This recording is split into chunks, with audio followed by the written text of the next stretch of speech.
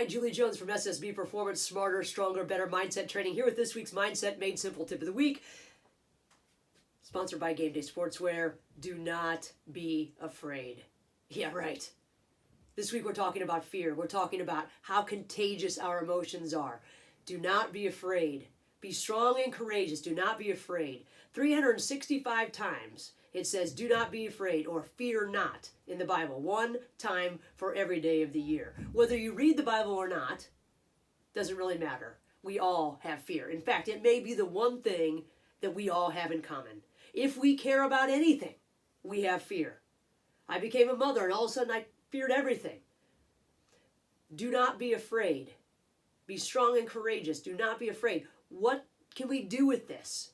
How important is it for us to manage our fear? How does it affect our performance? How does it affect everyone around us? Well, they did a study to find out. They took sweat pads. Yeah, this is the gross, so just hang on with me for just a second. They took sweat pads from people who jumped out of a plane, skydivers, first time on a tandem jump.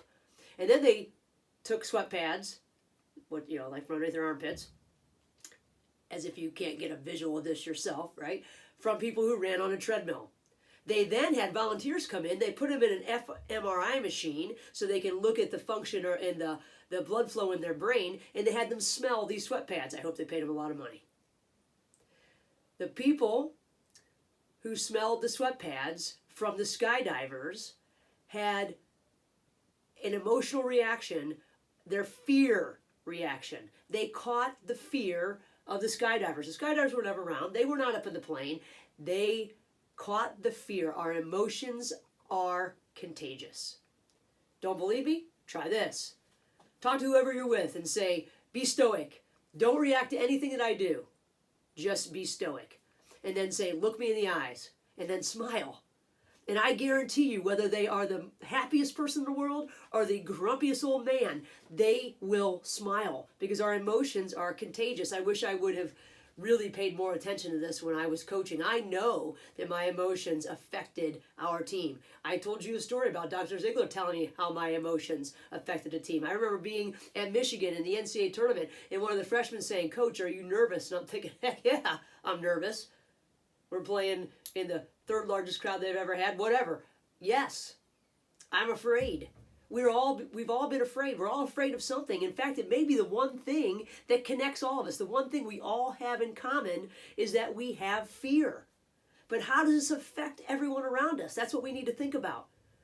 We fear what other people think. We fear responsibility sometimes. We fear rejection. We fear ruin, right? We fear all kinds of things, the unknown. We fear competition. But what we need to realize and what we need to understand and have our athletes understand is that this is normal. It is normal to have fear. That is how our brain is wired. We have a negativity bias. We look for problems, which we then worry about, which we then become afraid of at times. This is part of the price of admission to have a great life and to be competitive. If you want to play sports, you are going to be afraid. So we've got to figure out what to do with it. Because as you know, smell the sweat of someone who jumped out of a plane, and you can smell their fear long after, and it ignites the fear response in you. So just think what having someone afraid would do to you when they're standing next to you. So what do? Tim Ferriss, the author, says that we can manage our fear by doing fear setting instead of goal setting, or fear setting with our goal setting. What does fear setting mean? It means analyzing the fear, writing it all out. Write out everything that you're afraid of. And then we can sort of delineate what's real and what is imagined. Because our negativity bias, that lizard brain that we have, as some researchers call it, can make up the greatest story ever. Right? Someone was going to climb up on the roof, up from the tree, get on the roof, get up, and get into my son's window at our old house. So I checked the lock every night like a crazy person. Yeah, fear. Because I cared about something in there. We care about our performance. So if we can fear set, if we can lay everything out, if we can come to terms with what might happen and then rehearse it and say, if this happens, then I'm going to do this. It takes practice. We have to become familiar with the things that might happen. Not the ridiculous, crazy stuff that our brain conjures up, but the reality of the things that might happen. Then we become more comfortable. And if we practice those things, physically and mentally, we become more competent. And competency reduces fear. It reduces pressure. When we know what we have planned, if we know what we can do, it can settle that down a little bit. And then we can thank that fear for alerting us to an opportunity. We can turn our nervous system into a friend rather than a foe. And that is the goal. Because guess what? We are going to be afraid. Things are going to be hard. It is part of competing. It is part of trying to win. It is part of trying to be your best. We are going to be pushed and uncomfortable. And if we understand that that's part of it, but if we can look at it and throw away the stuff that's not real and focus on the things that really are in front of us, one thing at a time, we can move forward. But even making a plan isn't enough. We have to act. So we lay it all out. We consider all the things that could go wrong and all the things that can go right.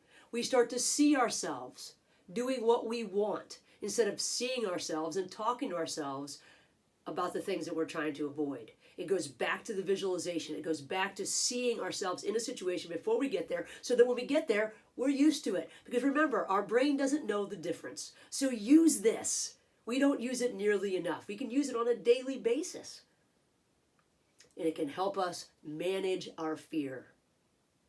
So what do we do the next time that we start to sweat? Do we share it in a good way with the people around us? Do we share our plan and our motivation and our competence and let everyone around us feel that?